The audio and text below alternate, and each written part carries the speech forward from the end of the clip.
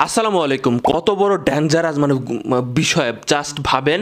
একদম সাজুগুজু কইরা ফুল ফ্যামিলি প্যাকেজ ভাই। নিজে তো চোরই, নিজের ভাই বউও চয়েস করেছে চোর। এবং ভাই বউ শুধু না, ভাই বউয়ের সন্তান ছোট থেকে বড় হয়েছে চুরি করা দেহে দেহে। আমি অবাক হয়ে গেছি ভাই। অনেকেই ভাবেন যে আমাদের বাসা ফ্ল্যাট বাসা, আমাদের এখানে সিসি ক্যামেরা আছে, আমাদের এখানে লিফট আছে, আমাদের নিচে সিকিউরিটি গার্ড বসায় রাখছি, আমরা দরজা খুলে রাখলে কি হবে? ভাই রে ভাই, কি দেখলাম আমি এইটা!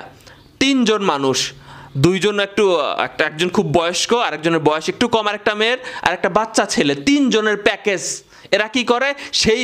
সেই সাজুগুজু কইরা ভাই।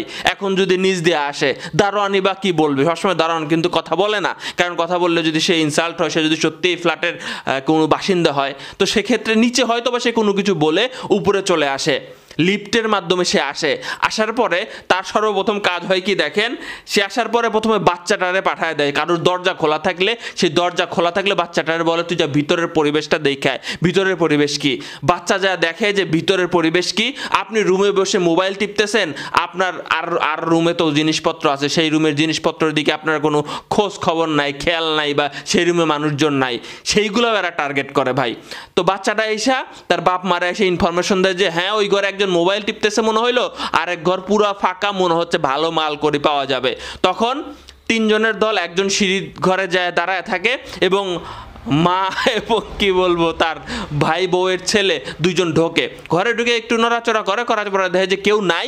তারা কি করে? ওই সুযোগে একটা ঘরে ঢুকে 2 মিনিটে ভাই, মাত্র 2 মিনিটে 5 লক্ষ টাকার জিনিস নিয়ে উধাও হয়ে গেছে। আজকের এই ভিডিওটা আপনারা শেয়ার করে দিবেন, এদের চেহারা যাতে সবাই দেখে রাখে এবং সবাই যেন সচেতন হয়, ঘরের দরজা যেন খোলা না রাখে।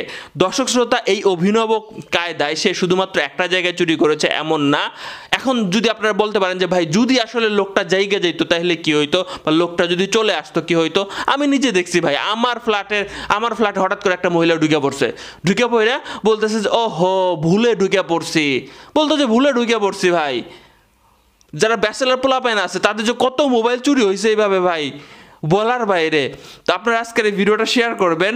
সেলিনা আন্টির এইবার খবর আছে, চোরের ব্যবসা এবার কিন্তু আমরা বন্ধ করে দেবো। দর্শক শ্রোতা, এই নিউজটা সামাজিক যোগাযোগ মাধ্যমে ভাইরাল হয়েছে। ভাইরাল হওয়ার পরে হাজার কি বলবো, অনেকগুলা ফুটেজ চলে এসেছে পুলিশের কাছে, যে দেখতেছে যে বিভিন্ন জায়গায় এর কাজই এই গ্রুপের কাজই পুলিশ এতদিন ধরতে পারতাছিল না, তাদের ঠিকানা বাই করে পারতাছিল না। তো পুলিশ আবার আরও বেশি চালাক, সোশ্যাল মিডিয়ার কাজকর্ম সে পুলিশে বুঝে গেছে। পুলিশ সময় টিভির নিউজের নিচে কমেন্টগুলো পড়তে দেখতেছিল যে একজন লিখেছে যে এই মহিলাটাকে আমি চিনি, এই মহিলা কোথায় থাকে আমি চিনি। তখন পুলিশ ওরা পার্সোনালি মেসেজ দিয়ে বলতেছে যে এর বাসা কোথায় বা কি না কি। পুলিশ যায়, কিন্তু সে বাসায় যায় অভিযান চালাইছে এবং অনেক কিছু উদ্ধার করেছে। দর্শক শ্রোতার চেহারা সবার কাছে ভাইরাল হওয়া প্রয়োজন। আপনারা অবশ্যই ঘরের দরজাটা ভাই খুলে রাখবেন না, যত বড় সিকিউরিটি ওয়ালা বাসাই হোক না কেন। এটা কিন্তু কনফার্ম হয়ে গেল। ভালো থাকবেন, সুস্থ থাকবেন। ঈদে বাড়ি আসতেছেন সবাই, এই যে আমরা চেহারা শুরু দেখাই দিলাম। বাড়ি ঘরের জিনিসপত্রগুলা একদম প্রকাশ্য জায়গায় রাখেন না, একটু অন্যরকম জায়গায় রাখেন। চোরের চেয়ে বেশি চালাক হইতে হবে, তাছাড়া কিন্তু এই যুগ জামানায় টিকে থাকা সম্ভব না।